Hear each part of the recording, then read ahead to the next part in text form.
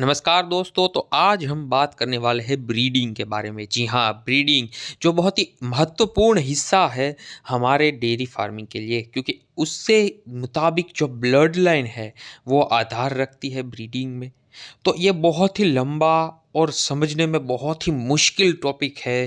तो आज हम उसका एक हिस्सा जो है इंटर ब्रीडिंग की समस्या या इन ब्रीडिंग की समस्या जिसे बोलते हैं उसके बारे में जो है वो हम जानेंगे।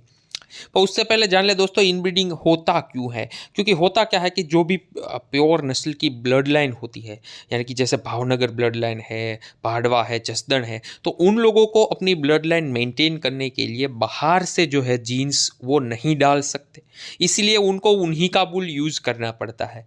और तब जो समस्या आती है वो आती है इनब्रीडिंग की या इंटरब्रीडिंग की समस्या। अब ये होती क्या है इसके बारे में थोड़ा सा अगर जाने, तो मान लीजिए ए नाम का बुल है, उसको 1 नंबर की काव से क्रॉस करवाया। तो मान लो A1 फीमेल काफ जो है वो आई। अब ये A1 जब बड़ी हो जाएगी और उसके पिता के साथ यानी कि ए बुल जो था उसी के साथ उसको क्रॉस करवा दिया अगर, तो A1 नाम का एक काफ आएगा जिसमें 75% जो लक्षण है वो ए बुल के हेरिटेज के उन्हीं के जीन जो है वो हो गए। ठीक है दोस्तों। तो अब आप कहेंगे इससे बुरा क्या है। एक और एग्जांपल हम एक इसके बाद देख ले, उसके बाद मैं बताऊंगा इसमें क्या दिक्कत आती है। मान लीजिए ए बुल का वही बुल है, उसका दूसरी कोई गाय है उससे क्रॉस करवाया और A2 मेल आया। ठीक है दोस्तों। और उसका उस A1 फीमेल से यानी कि जो काफ ए की जो थी उससे जो है वो क्रॉस करवाया, और जो संतति आई मतलब ब्रदर सिस्टर का क्रॉसिंग हुआ है, तो जो आई उसमें 50% जो है मैं वो जीन ए के आएंगे। तो इसमें दोस्तों ये माइनस पॉइंट ये है कि इसमें जो माइनस पॉइंट्स होते हैं यानी कि जो खराब लक्षण होते हैं, जो रोग होते हैं, वो बढ़ने की संभावनाएं बढ़ जाती है।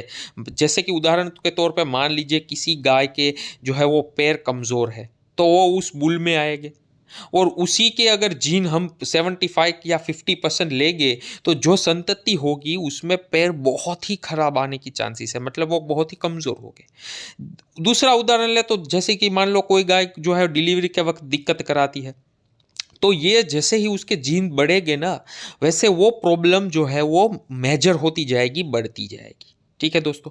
तो इससे हमें बचने के लिए क्या करते हैं कि क्रिस क्रॉस ब्रीडिंग जिसे कहा जाता है, ब्रीडिंग का एक तरीका है क्रिस क्रॉस ब्रीडिंग। अब इसके लिए क्या करते हैं, मान लीजिए आपके पास 50 गाय का हर्ड है, तो उसको 2 हिस्सों में आपको बांट लेना है और 2 बुल रख लेने हैं। मान ले कोई ए बुल है और बी बुल है। ठीक है दोस्तों। तो आपको क्या करना है कि 25 गाय जो है वो ए बुल के साथ के वाले हर्ड में रखनी है, और दूसरी जो 25 गाय है यानी कि 26 नंबर से लेकर 50 नंबर तक की गाय है उसको बी बुल के हर्ड में रखनी है। अब इन दोनों जो हर्ड है उसको आपस में क्रॉस नहीं होने देना, पहले ये आप ध्यान रख ले। अब जो संतति होगी, मान लो बी बुल जो है वो 25 गाय को क्रॉस करेगा, तो कुछ बछड़े हो गए, कुछ बछड़ियाँ होगी। तो जितनी भी फीमेल्स है यानी कि जितनी ही बछड़ियाँ है उसको आपको अदला बदली कर देनी है। मतलब कि ए हर्ड में जो बच्चियाँ पैदा हुई, बच्ची जो भी बछड़ी होगी उसको आपको बी बुल वाले हर्ड में भेज देना है, जैसे ही वो थोड़ी सी बड़ी हो वैसे ही। ठीक है। तो उसको आपको क्रॉस करवाना है बी बुल के हर्ड से, और बी बुल के हर्ड वाली बछड़ियों को ए बुल के हर्ड से।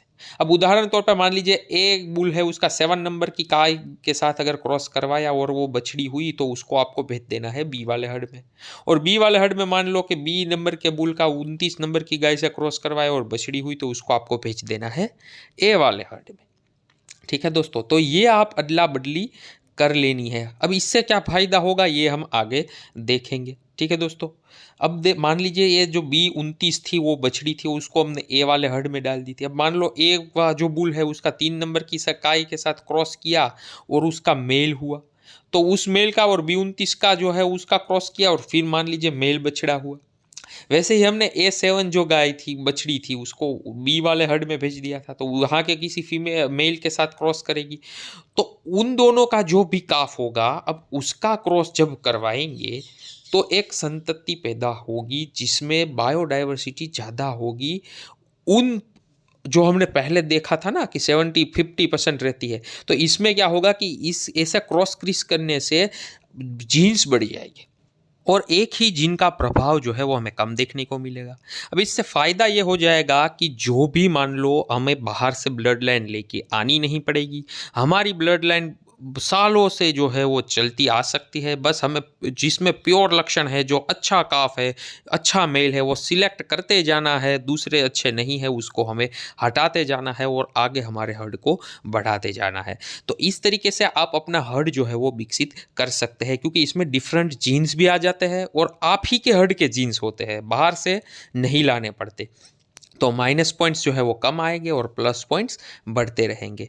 तो ये दोस्तों समझने में मुश्किल, पर इसको जो है वो दूसरा तरीके से मैं नहीं बता पा रहा था, इसीलिए इसको इसे बताया है। अगर आपको कोई भी क्वेरी क्वेश्चन है तो आप बेझिझक कभी भी व्हाट्सएप या मुझे कॉल कर सकते हैं या कमेंट में बता सकते हैं।